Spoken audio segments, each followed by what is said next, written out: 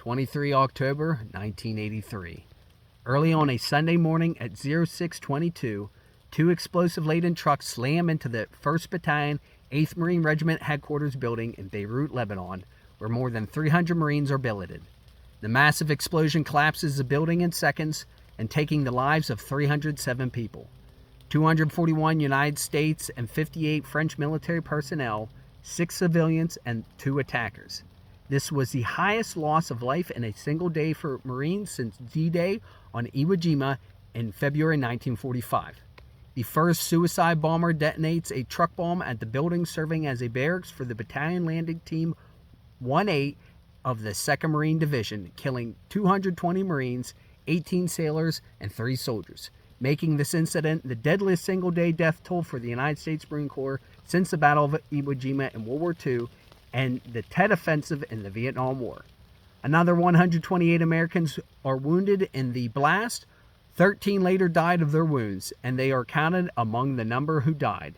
An elderly Lebanese man, a custodian vendor who was known to work and sleep in his concession stand next to the building, was also killed in the first blast.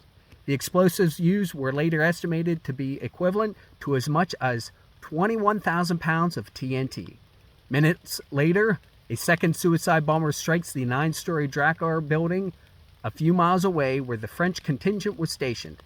55 paratroopers from the 1st Parachute SHASS-ER Regiment and 3 paratroopers of the 9th Parachute SHASS-ER Regiment are killed and 15 wounded, marking it as the single worst French military loss since the end of the Algerian War in 1962. The wife and 4 children of a Lebanese janitor at the French building are also killed, and more than 20 other Lebanese civilians are injured. A group called Islamic Jihad claimed responsibility for the bombings and state that the aim was to force the multinational forces out of Lebanon. According to Caspar Weinberger, then U.S. Secretary of Defense, there's no knowledge of who did the bombing. Some analysis highlights the role of Hezbollah and Iran, calling it an Iranian operation from top to bottom. There is no consensus on whether Hezbollah existed at the time of bombing.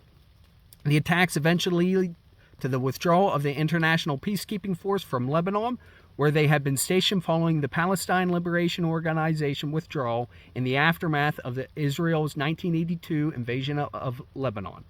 U.S. President Ronald Reagan called the attack a despicable act and pledged to keep a military force in Lebanon. U.S. Defense Secretary Caspar Weinberger, who had privately advised the administration against stationing U.S. Marines in Lebanon, said there would be no change in the United States Lebanon policy. Stay tuned for more from the Beirut barracks bombing, and as always, stay salty devils, Semper Fi, and carry on.